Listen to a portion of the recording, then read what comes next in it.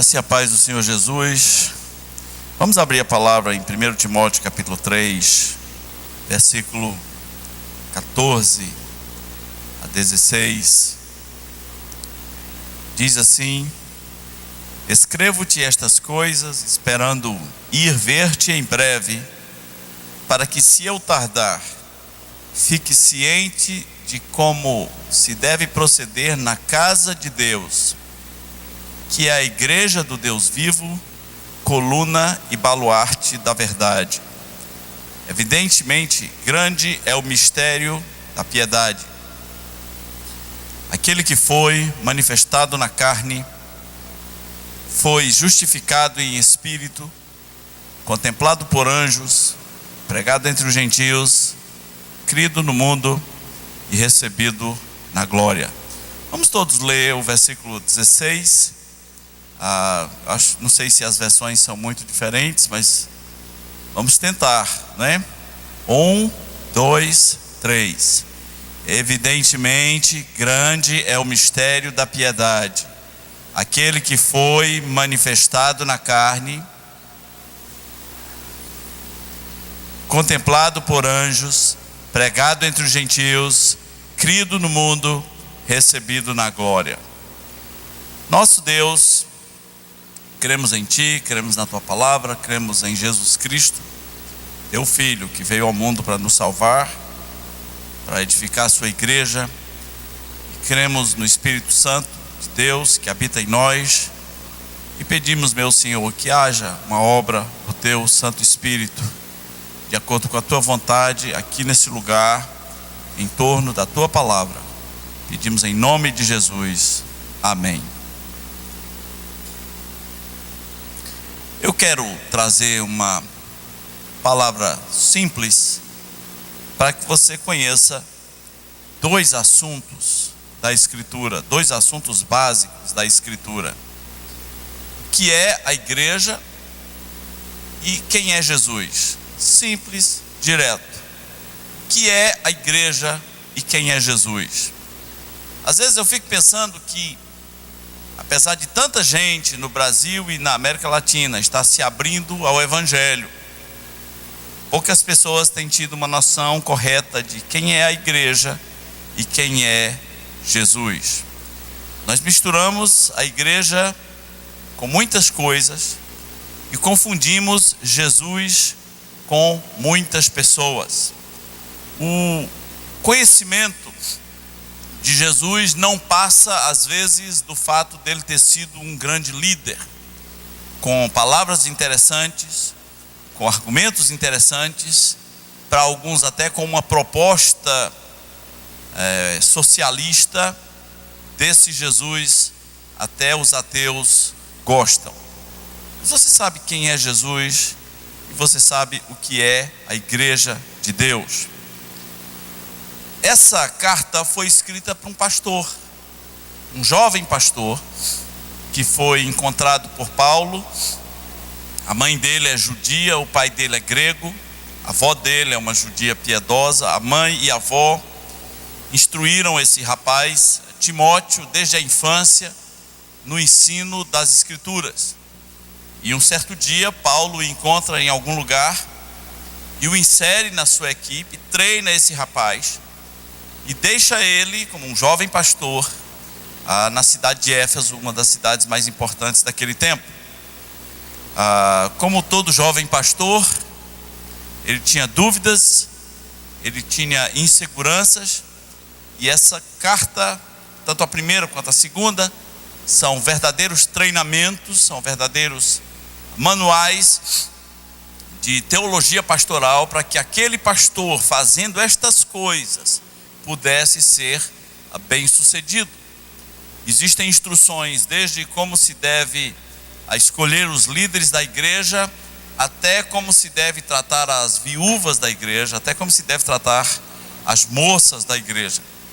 Mas agora, se aproximando do fim da carta, mais ou menos na metade do livro, Paulo acha importante fazer essas duas definições bombásticas sobre o que é a igreja e quem é Jesus. Talvez em todo o Novo Testamento haja poucas definições, ou talvez nenhuma, sobre, de maneira tão sintética, sobre o que é a igreja e quem é Jesus. Paulo disse que a igreja é a casa de Deus, aliás, a igreja do Deus vivo, a casa de Deus, igreja do Deus vivo, coluna e baluarte da verdade. Eu gosto dessa citação, tudo que ela engloba. Eu quero assumir, como membro da igreja, essa postura perante o mundo. A igreja tem sido acusada de querer ser dona da verdade. Ela não é a dona da verdade.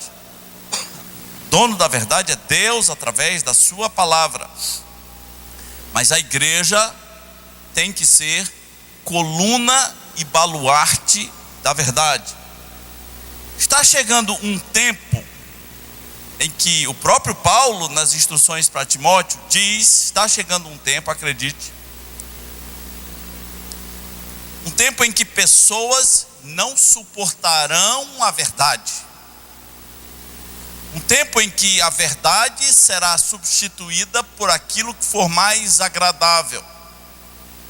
Em linguagem bem nossa, contemporânea, um tempo em que a verdade será substituída pelo politicamente correto.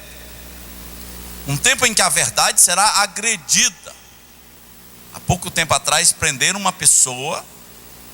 um juiz prendeu uma pessoa que postou um outdoor que estava escrito assim, algo do tipo: para sua própria glória, Deus criou no princípio Adão e Eva. Só isso, foi preso. Foi preso. Simples assim, porque criou Adão e Eva. A pessoa só estava se referindo a uma citação bíblica. O que é que o juiz queria? Que Deus criou Adão, Eva e Paulo Vilar. Como é o nome do cara? Paulo Vittar, né? Pablo Vittar. Deus criou Adão, Eva e Pablo Vittar. É isso que o juiz queria. Ou Deus criou Adão, Eva e Ivo, ou alguma coisa. Não, somente estava lá: Deus criou Adão e Eva. Acredita, foi preso. Você consegue entender isso? Preso. Esse é um mundo. O mundo que está se formando agora não está interessado na verdade. Talvez numa multiplicação da verdade. De vez em quando pessoas fazem coisas absurdas e dizem: esta é a minha verdade. Eu tenho a minha verdade. Você tem a sua verdade.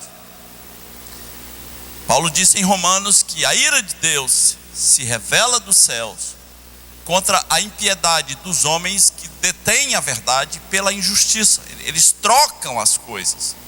O que é certo passa a ser errado e o que é errado passa a ser certo. A própria igreja, num certo sentido, vai perder muito da sua essência nesses últimos dias, porque vai se render àquilo que é agradável. Nós estamos cercados por um mundo que não é que não gosta da verdade. Eu acho que quase que em geral nós não gostamos da verdade, né? Por exemplo, você engordou aí 15 quilos, aí alguém chega e fala: tu tá gordo, né? Gordo. É verdade ou é mentira? É verdade. Você gosta? Não. Seu penteado está horroroso. Você gosta? Não, não gosta. Ninguém gosta da verdade. O problema desse mundo que está se formando aí não é que não gosta, é que não suporta. É bem mais sério. O caldo é bem mais grosso. Um mundo que não suporta a verdade. Por isso, os mestres que dizem coisas agradáveis, aquele mamão com açúcar, aquela coisa agradável que massageia o ego, por isso eles têm tanto sucesso, né? Quando alguém diz: você é lindo, você é ungido, você é maravilhoso, você vai prosperar, eu declaro sobre a tua vida paz e prosperidade, todos os teus caminhos estão abertos, que tudo te irá bem, nenhum mal te atingirá. Ou como essas pessoas são amadas? Por quê? Porque eles nunca vão dizer a você a verdade. Então a igreja, sendo coluna e baluarte da verdade, ela tem que assumir esta vocação. Em qualquer época, dizer a verdade vai doer. Foi anunciado para esses dias o fim do mundo. Qual é a data hoje, gente? Você está com medo? Não, tá com... Você está com medinho? Hoje é quanto? Em que planeta estou? Não sei as datas. Hoje é 17. Você está com medinho? Quem está com medinho, diga amém aí. Isso é uma palhaçada, né? Nós explicamos hoje de manhã. Se as pessoas conhecem a Bíblia, Jesus disse assim: não vos compete saber tempos ou épocas, pronto, que o Pai reservou para a sua exclusiva autoridade. Atos 1:7. Não vos compete, não é da sua conta, simples assim. Últimas palavras de Jesus: não é da sua conta, não é da sua conta. E se foi, e sumiu, né? Nas nuvens. Últimas palavras: não é da sua conta. No dia 24 vai ter um bocado de gente com cara de pastel, normal, né? Aquele pastel dormido, né? Pastel murcho. Mas sim, haverá um fim de todas as coisas, não é agora. Haverá sim um líder mundial que vai assumir o governo deste mundo.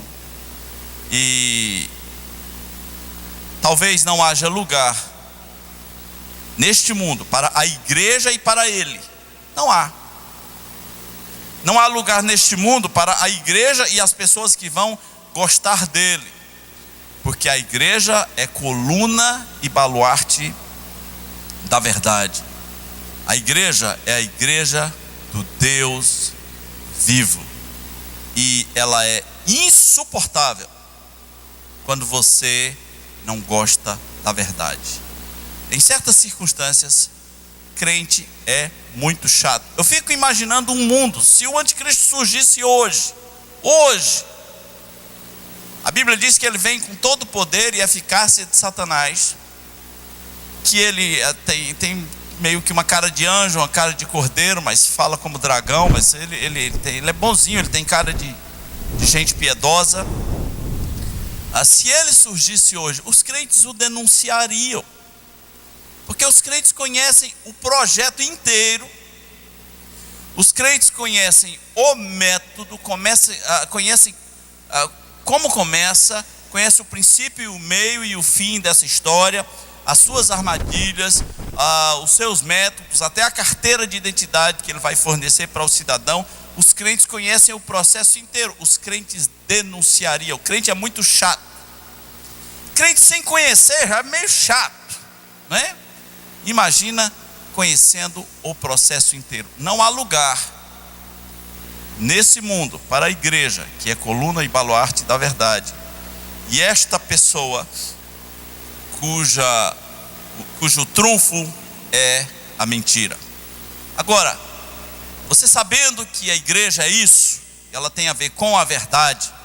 A igreja não é para ser politicamente correto. Ela tem que respeitar pessoas. Isso não tem nada a ver com ser politicamente correto. Ela tem que respeitar pessoas, ela tem que amar pessoas. Mas mais importante do que ser politicamente correto é ser biblicamente correto. A igreja precisa ter uma volta, uma paixão desesperada por ser biblicamente correto. Agora, há umas coisinhas que você precisa saber para não confundir a igreja. Pelo menos 3. Em primeiro lugar, igreja não é um prédio.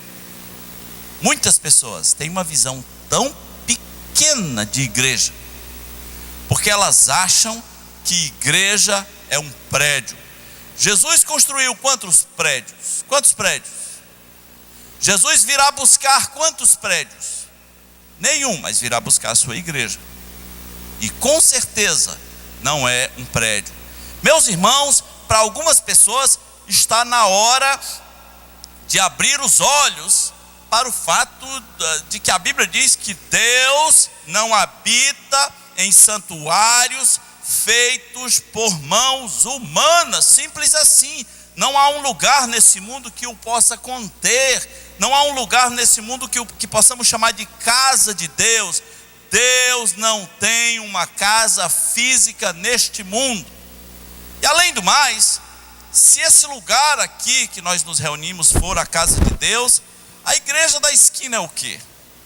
E a outra igreja? E a outra? E a outra? Quantas casas Deus tem nessa cidade? Que pedreiro poderoso é esse que tem o poder de fazer uma casa para Deus? Muitas pessoas estão perdidas numa religiosidade de templo.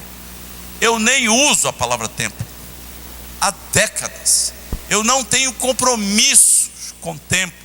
Eu nem creio em templo. A religiosidade de templo leva você a ter uma vida dupla. Se eu estou no templo, ele é um lugar santo, não é? Então eu preciso ter algum comportamento de santidade dentro do templo. E fora do templo? Você é diabo? O que acontece fora do templo? Você deixa de ser santo? O que acontece quando você sai do templo, né? Tinha uma música antiga, né, do Osés de Paulo, entrei no templo. Lembra, Eusete? Entrei no templo, né? Tem um negócio de entrar no templo, né? Tem todo um ritual, uma cara, uma voz, um jeito de olhar, uma cara de Santo Ambrósio, né? Para mostrar que você é do templo. Uma vez fui pregar numa cidade bem longe daqui, mas muito longe. Eu tinha 18 anos. O nome do lugar era Ibicuã. Você não vai saber onde é. Você não faz a menor ideia de onde fique. E a pessoa que me levou lá estava muito feliz. E quando eu cheguei naquele lugar, não era uma igreja da minha denominação. Quando eu cheguei naquele lugar, eu vi que as pessoas, ao entrarem, se ajoelhavam para orar. Porque elas entrou no templo, tem que ajoelhar e orar. Então elas, era um costume ali, né? Aí eu pensei, eu não vou fazer diferente. Eu vou, né? Entrei no templo, eu vou fazer. Em Roma, faça como os romanos. Eu também vou me ajoelhar e orar, né? Então, entrei, me ajoelhei, e era sincero. Eu estava orando, de repente eu senti uma mão gelada sobre os meus ombros. E não era um anjo, não era. Eu senti uma mão gelada sobre os meus ombros e uma voz que me disse: ei, aqui é o banco das mulheres. Eu estava no lugar errado, eu tinha que ir para o lado dos homens, né? A religiosidade de templo, meus irmãos, é muito estranha. Não existe um templo. Algumas pessoas chegam aqui, procuram esse lugar que nós nos reunimos aí. Quando elas chegam ali na frente, que elas veem à frente, né? Você já sabe o que elas dizem. Elas dizem: eita, nem parece igreja, né? E eu, se estiver perto, digo: graças a Deus. Graças a Deus. Deus não nos chamou para parecer igreja. Deus nos chamou para ser igreja. As pessoas querem parecer, as organizações querem parecer. Nós somos chamados para sermos igreja. Quando as pessoas dizem que a gente tem que parecer com uma igreja, significa que a construção teria que ser triangular, né, na ponta, se apontado para o céu, que é uma religiosidade de templo da Idade Média. Era assim que as catedrais eram construídas, né? Alguma coisa parecida com uma capelinha. Se vacilar, bota uma cruz na ponta, que é para ficar mais parecido com igreja. Igreja não é prédio. Jesus Cristo nunca virá buscar um prédio. E as pessoas entram em parafuso e elas dizem: então como é que eu devo chamar isso aqui, pastor? Que o senhor está me enlouquecendo, né? Chame do que você quiser, né? Diga: eu vou lá na igreja, pronto. Use a metonímia, né? Troque o prédio pelo povo, troque a organização pelas pessoas. Use uma figura como figura de linguagem. Sim, eu vou ao sindicato, né? Lá tem uma organização que se reúne se reúne lá, mas o sindicato são as pessoas, né? Não tem problema, você não precisa entrar em parafuso, mas você precisa entender que Deus não mora aqui dentro. Você entende isso? Que Deus é um pouquinho maior. Você compreende isso? Igreja não é prédio. Os professores de escolas dominicais deviam ter muito cuidado ao ensinar para as crianças qualquer coisa sobre igreja. Aí eles desenham uma capelinha. Por que não desenhar um grupo de pessoas? Por que não desenhar um grupo de pessoas adorando, orando, lendo as escrituras? Isto é igreja. Igreja não é prédio. Igreja é um grupo de pessoas que se reúne em nome de Jesus e em torno de sua palavra. Entendem que Jesus Cristo é o seu Salvador, querem ser batizadas, querem participar da ceia do Senhor e querem anunciar Jesus e seguir Jesus para o resto da sua vida. Nem sempre isso é perfeito. Nem sempre esse grupo crê nas coisas adequadamente, mas biblicamente, igreja é isso. Igreja também, meus irmãos, e agora preste muita atenção, igreja também não é Israel.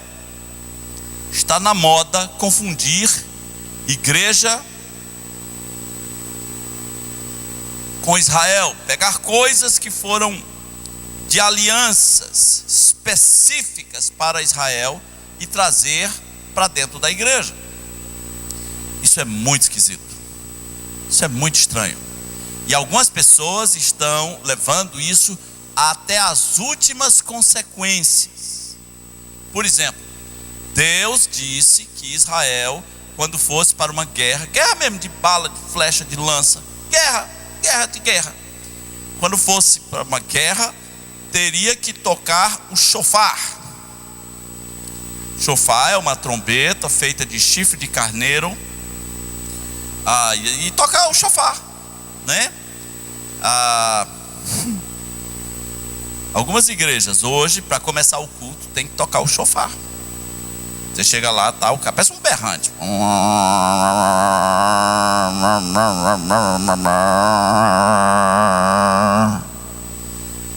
Aí entra o pastor depois do toque do shofar. Eu lhe pergunto, o que isso tem a ver com o Novo Testamento, meus irmãos? Nada, absolutamente nada, nem de longe. Um dia eu fui pregar numa rádio. O estúdio da rádio é, 2x3, estúdio pequeno, uma FM. Era a inauguração de algum programa. E aí veio um louco e disse: mas para inaugurar com chave de ouro, nós vamos ter que tocar o shofar. Eu falei: meu Deus, não, ele vai tocar o shofar aqui dentro, no microfone, eu não tenho como correr. E aí tocaram o shofar enquanto outros loucos gritavam, né? Dentro do estúdio de rádio, pelo toque desse shofar. E eu fiquei com pena dos ouvintes, né? E fiquei pensando que eu ia precisar de um médico depois dali. Algumas pessoas estão trazendo festas judaicas que foram ordenadas para Israel, como por exemplo a festa das cabanas, né? Que chamamos de festa dos tabernáculos. Pessoas acham que a igreja tem que fazer a festa dos tabernáculos. Até festas não prescritas na Bíblia, como a Bar Mitzvah, nem tem na Bíblia, mas porque os judeus fazem, então já tem igreja fazendo a festa do Bar Mitzvah para crianças de 13 anos. Meu Deus do céu. Igreja não é Israel. Israel tem alianças específicas, existem mandamentos específicos para Israel. Deus tem um plano para Israel, mas igreja não é Israel. Aliás, igreja nem existe no Velho Testamento. Sabia? Você que tenta procurar igreja no Velho Testamento, ela não existe. Por que não existe? Porque não existe. Abraão foi a alguma igreja? Por acaso Moisés foi a alguma igreja? Jó foi a alguma igreja? Mas como assim não existe? Eu pensei que existia. Não existe. O que os profetas sabiam sobre a igreja? Nada. Pelo menos conscientemente, não. Eles não sabiam nada. Imagine as profecias feitas pelos profetas do Velho Testamento como uma cadeia de montanhas, como uma série de montes em sequência. Os profetas viram os montes, mas entre um monte e outro existe um vale. A igreja está nos vales, os profetas não conseguem. Eles não sabem nada a respeito de igreja. E quando Paulo começa a escrever suas cartas, ele diz que a igreja é o mistério oculto de Deus, que estava oculto antigamente, mas que agora foi revelado. O Novo Testamento sim nos revela o que é a igreja. E igreja não é Israel. Inclusive, a Bíblia diz que uma das funções da igreja existir é para causar ciúmes a Israel. Igreja existe, especificamente com essas palavras em Romanos, para provocar ciúmes em Israel. Imagina se você é um israelita, se você fosse um judeu, você não teria raiva da igreja? Você pensaria assim: o que esse povo pensa que é? Por que eles falam essas coisas? A religião é nossa, o livro é nosso, foi escrito em nossa língua, no nosso país, na nossa cultura, as figuras de linguagem são nossas, os profetas são nossos, os patriarcas são nossos, e agora esse povo aparece dizendo que sabe desse livro mais do que nós. Isso deve ser muito irritante para eles. Isso deve ser irritante demais. Sim, faz parte do processo. Igreja existe para provocar ciúmes em Israel, mas ela não é Israel. Não somos judeus, embora muitos de vocês tenham sangue e raiz judaica e nem sabe. Você devia pesquisar seu sobrenome e qual a relação dele com os cristãos novos. Fala-se que 70% dos brasileiros são cristãos novos, mas em todo caso não somos Israel, não somos judeus, somos cristãos brasileiros. A Bíblia diz: não vos torneis pedra de tropeço, nem para judeus, nem para gentios, e nem para a igreja de Deus. São três povos.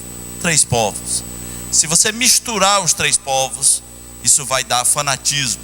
Igrejas na Colômbia começaram a virar sinagoga. Por quê? Porque levaram suas supostas raízes judaicas tão a sério, que a pastor começou a usar um kippá, que é o chapeuzinho judaico. Já tem brasileiro usando kippá, né? Aqui no Brasil chamamos de que palhaçada é essa que o cara botou esse negócio na cabeça. Está louco. Ele está louco. Ele acha que ele é um judeu, que para pregar ele precisa usar um kippá. Mas igrejas viraram outra coisa, que não são mais uma igreja. Por último, igreja não é uma denominação. Muitas pessoas são muito apaixonadas pela sua denominação, mas elas sabem muito pouco da vida de igreja. Elas sabem muito pouco de amar a igreja de Deus. Elas sabem muito pouco de ser corpo, de praticar os seus dons dentro da igreja de Deus. Igreja não é prédio, igreja não é Israel, igreja não é uma denominação. Mas quem é Jesus? O texto tenta sintetizar quem é Jesus em três pares de declaração. Aquele que foi manifestado na carne. Isso é a espinha dorsal do evangelho. Jesus veio em carne. Nem todo mundo acredita nisso. Inclusive, a Bíblia diz que você tem aqui para discernir um espírito maligno, porque a Bíblia diz que todo espírito que não confessa que Jesus veio em carne, não procede de Deus. Já tivemos experiência aqui de uma pessoa presenciar uma possessão demoníaca, se lembrou desse ensino e perguntou ao espírito: você confessa que Jesus veio em carne? E o espírito cuspiu, né, na direção da pessoa. Isso é uma base do evangelho. Jesus foi manifestado na carne. Isso significa que antes de vir a este mundo, ele é o Deus Todo-Poderoso. Ele é Deus no seu trono de glória, e ele criou o homem. E por que ele precisa vir em carne? Ele não estava lá muito bem confortável, sendo o que ele é, existindo por causa de si mesmo, independente. Ele não estava lá no seu trono. Por que ele precisa se manifestar na carne? Por que ele precisa nascer como um de nós, passar 9 meses na barriga de uma mulher, nascer humilhado, sob condições humanas, tem que aprender a andar, a falar, tem sono, tem cansaços, tem irritações do dia a dia? Por que ele precisa passar por isso? Por causa de um dilema que só fazendo isso resolvia. O dilema é o seguinte: Deus criou o homem e o homem pecou, e como o homem pecou, é o homem que tem que pagar, mas o homem não tem condição de pagar. Simples assim. Entenda, Deus criou o homem pecou, só ele tem que pagar, mas ele não pode pagar. Então Deus, que pode resolver qualquer dilema, disse: eu viro o homem e pago. Pronto, simples assim. Eu viro o homem e pago. É importante que você saiba que Deus não poderia pagar. Deus não poderia pagar o preço, porque Deus não sabe no sentido experimental. Ele sabe na sua onisciência, mas ele não sabe no sentido experimental o que é passar fome. Deus é espírito. Deus não tem um estômago, né? As lombrigas do estômago de Deus não roncam, feito a sua quando sai daqui, né? Os donos de lanchonete ficam muito alegres. Eita, soltaram os crentes, né? Coisa maravilhosa. Soltaram os crentes, saíram do culto e eles estão com fome, eles comem, né? Deus não tem um estômago, Deus não tem lombrigas, né? Nem sei se as lombrigas roncam. Deus não sabe o que é cansaço, não se cansa o guarda de Israel. Deus não verte uma lágrima. Deus não sabe o que é uma dor física, porque ele não tem um corpo físico. Então, em Jesus, ele tem um corpo físico, em Jesus. E agora sim, ele vai se identificar conosco. E ele vai, sim, passar fome, frio, tudo que você passa, ser incompreendido, ser traído, ser odiado, ser chamado de louco, ser abandonado, ficar carente de companhia, como no jardim do Getsêmani, ter angústias e depressões a ponto de suar gotas de sangue. Minha alma está profundamente triste até a morte. Então Deus faz isso para se identificar com você na pessoa de Jesus Cristo. Por isso que João disse: o Verbo se fez e habitou entre nós, e vimos a sua glória, cheio de graça e verdade.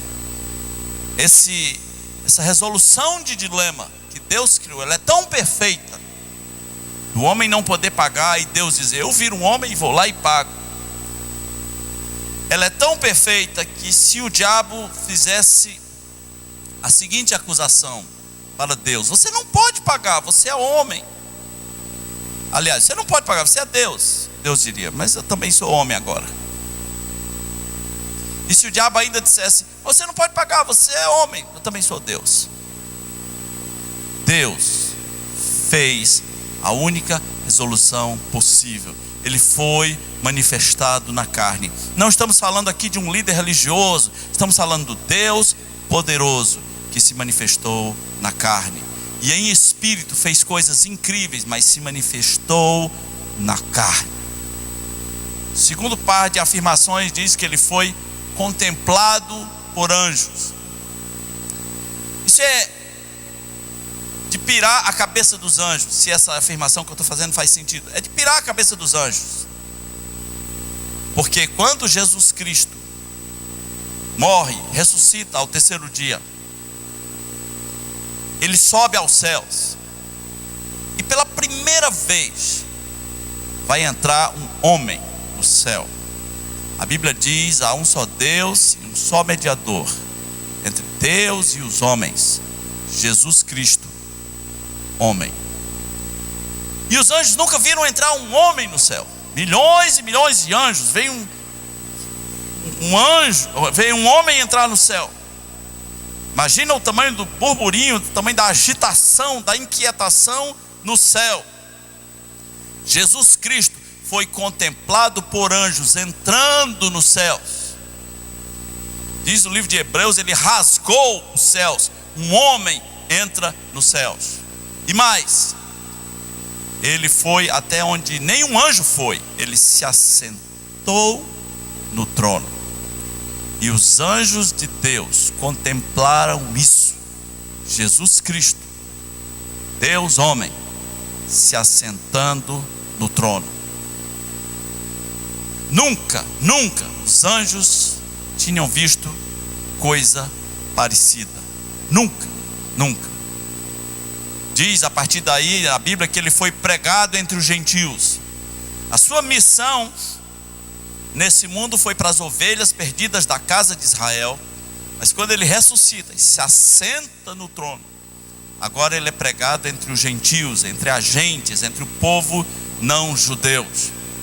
E as pessoas creram. Meus irmãos, a cada dia, em algum lugar no mundo, pessoas de todas as culturas estão crendo em Jesus. Um argumento ateu desses dias é que você é cristão porque você nasceu numa cultura cristã. Então por isso você é cristão. Se você tivesse nascido numa cultura budista, você é budista.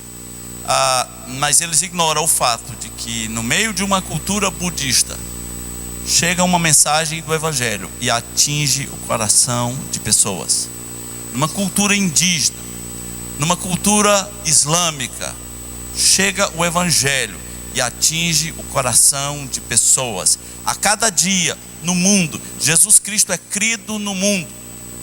O lugar em que a igreja mais cresce é num lugar improvável, um lugar dominado pelo Estado comunista. Na China é o lugar onde a igreja mais cresce hoje. Jesus Cristo é crido no mundo. Em qualquer época, Jesus Cristo vai ser crido no mundo. Foi crido no mundo e foi recebido na glória. Quando ele é recebido na glória, não só ele se assenta no trono, mas Hebreus capítulo 1 diz: e os anjos de Deus o adoram. Os anjos de Deus o adoram. Eu expliquei para você o que é a igreja. Eu expliquei para você quem é Jesus. Você já é parte da igreja. Você já pode dizer: eu sou dessas pessoas que se reúnem em nome de Jesus, que creem em Jesus como único caminho a levar o homem de volta para Deus. Eu sou dessas pessoas que foram batizadas em nome de Jesus ou vão ser batizadas. Eu sou dessas pessoas que querem aprender, passar o resto da vida aprendendo sobre Jesus. Quero passar o resto da minha vida seguindo Jesus, crescendo na semelhança dele. Eu sou dessas pessoas. Se você não é ainda dessas pessoas, Deus tem feito o convite no mundo inteiro para que você seja, para que pessoas como você sejam. Jesus Cristo foi crido no mundo. Não há poder em mim para fazer você crer em Jesus, mas o Espírito Santo, que opera com poder, desperta pessoas, desperta áreas adormecidas que faziam com que a pessoa fosse incapaz de pensar sobre Jesus nesse sentido, sobre essa perspectiva, como o Deus que se fez carne, habitou entre os homens, morou numa casa, teve uma profissão, mas viveu aqui como filho obediente e voltou para Deus através da sua morte na cruz e da sua ressurreição. E depois da ressurreição, ele disse: vão, preguem esse evangelho a toda criatura. Quem crê e for batizado será salvo. Irmãos, o que queremos não é construir prédios. O que queremos é ser pessoas que se reúnem para adorar a Deus através de Jesus Cristo e alcançar mais e mais pessoas para Jesus. E o Salvador em quem cremos não é um homem bom, ou pelo menos não é apenas um homem bom. Ele é o Deus Todo-Poderoso que se fez carne. Ou você creu no Evangelho assim, ou tem algum defeito ainda na maneira como você vê Jesus. Deus mandou Jesus, que disse: eu edificarei a minha igreja. Jesus tem alguma coisa na terra chamada a minha igreja. Quem edifica sou eu.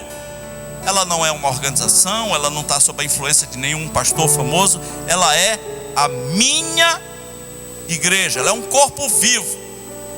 Jesus Cristo veio dar a vida por essa igreja. E Ele tem nos mandado clamar dos 4 cantos da terra que os homens se arrependam e venham para a igreja. Conheçam Jesus, venham para a igreja. Não inverta a ordem, conheça Jesus, venham para a igreja. Sabe o que significa igreja?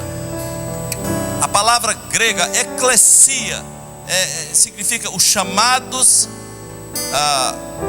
para fora. Tem que sair de algum lugar. No grego quer dizer para fora. A eclesia, por isso temos as palavras como eclesiástico. Você está sendo chamado para a eclesia, que talvez uma tradução simples fosse a assembleia de pessoas que saíram para fora de algum canto, de algum sistema, de alguma coisa. Você tem sido chamado para sair. Conheça Jesus. Eu apresentei a você Jesus, manifestado em carne.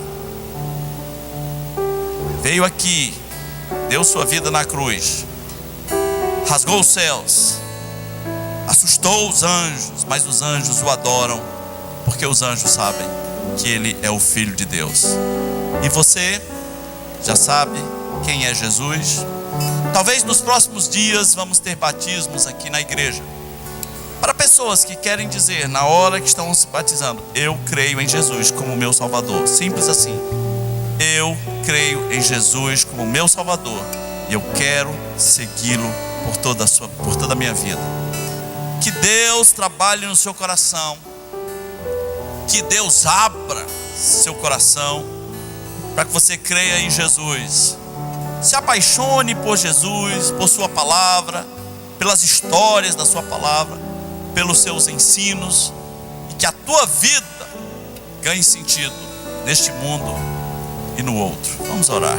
Nosso Deus, nós te agradecemos, porque o Senhor nos ensina na tua palavra o que é a tua igreja de forma simples, e o Senhor nos mostra quem é Jesus. Que pessoas aqui, meu Deus, possam encontrar Jesus Cristo hoje à noite, ali onde estão, nos seus bancos, nos seus corações, possam dizer: eu quero Jesus. A minha vida tem andado sem sentido, torta, zonza, em círculos horríveis que se repetem, talvez porque eu não conheço o verbo vivo que se manifestou em carne, que foi contemplado por anjos um dia. E eu quero, como os anjos, adorar esse Jesus. Que pessoas façam essa decisão somente pelo teu Espírito, com convicção e verdade, que se arrependam de seus pecados e entreguem suas vidas para Jesus hoje. Pedimos em nome de Jesus, nosso Salvador. Amém.